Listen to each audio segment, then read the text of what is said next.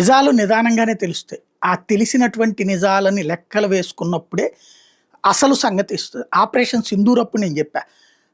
Rafale విమానాలు కూల్చారంటే ఆళ్ళ బొంద ఆళ్ళు కూల్చిందేం లేదు. ఆల్రెడీ సైన్యమే చెప్పినటువంటి దాంట్లో మనోళ్ళు దొంగతనంగా చెప్పరు అన్నటువంటి విషయాన్ని మాట్లాడుకున్నాం.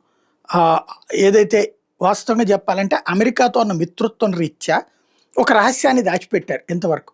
ఆ రహస్యం మనం విజయం సాధించి గొప్పగా చెప్పుకోవాల్సిన దాన్ని చెప్పుకోకుండా ఆపాం. అమెరికా వాడికి ఆ కృతజ్ఞత లేదు.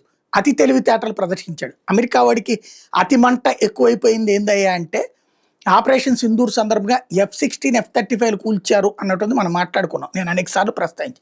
ఇవాళ అధికారికంగా ఎయిర్ ఫోర్స్‌కి సంబంధించినటువంటి చీఫ్ సింగ్ అదే ప్రకటించారు. పాకిస్తాన్‌కి చుక్కలు చూపించాం. 300 కిలోమీటర్ల లోపలికెళ్ళాం. 300 కిలోమీటర్ల లోపల భూభాగంలోకెళ్ళి దెబ్బతీసాం వాళ్ళని. అదే సందర్భంలో వాళ్ళ ఉగ్రవాద స్థావరాల్ని భారీగా దెబ్బతీసాం. F-16 అమెరికా అత్యంత ప్రతిష్టాత్మకంగా చెప్పుకుని ఒకప్పుడు మిగ్ చేతిలో కూలింది అభినందన్ దెబ్బకి. మళ్ళీ ఇప్పుడు మన ఎయిర్ ఫోర్స్ దెబ్బకి వాళ్ళేది అల్ట్రా మోడర్న్ సూపర్ పవర్ భారతదేశ ప్రపంచ చరిత్రలోనే అద్భుతం, ఏదైతే రాడార్లకి అందనటువంటి సూపర్ సోనిక్ విమానం అని చెప్పే వాటిని గొప్ప కూల్చొదిలిపెట్టినాయి మన రఫేల్స్, మన యుద్ధ విమానాలు.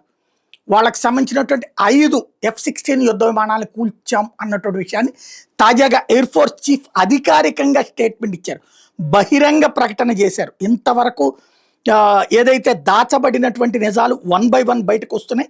అదేదో చాటుమాటుగా కాదు, లేదా ఊహాజనితంగా కాదు, స్వయంగా ఆయనే చెప్పడం, ఎయిర్ ఫోర్స్ చీఫే చెప్పడం అన్నటువంటిది దాన్ని బట్టినే అర్థమవుతుంది. ఇంతవరకు కూడా డ్రామాలు ఆడుతూ అంటే అమెరికాకి మొహమాట పడి కొద్దిగా ఆగిన వాటి చెప్పారండి. శత్రు స్థావరాలు గురి చూసి ఖచ్చితంగా కొట్టాం. ఆపరేషన్ సింధూర్లో కేంద్రం మాకు పూర్తి స్వేచ్ఛ ఇచ్చింది. పాక్ని మోకాళ్ళ మీద నిలబెట్టాం. IAF సత్తా ఏంటిదో ప్రపంచం చూసింది. సంక్షోభాన్ని ఎలా ఎదుర్కోవచ్చో ప్రపంచం భారత్ని చూసి నేర్చుకోవచ్చు. పాకిస్తాన్ F-16 యుద్ధ విమానాలు 5 ధ్వంసం చేశాం. త్రివిధ సమన్వయంతో ఆపరేషన్ సింధూర్ సక్సెస్ అయింది. భవిష్యత్ సవాళ్ళు అధిగమించేందుకు రక్షణ రంగంలో స్వావలంబన అవసరం.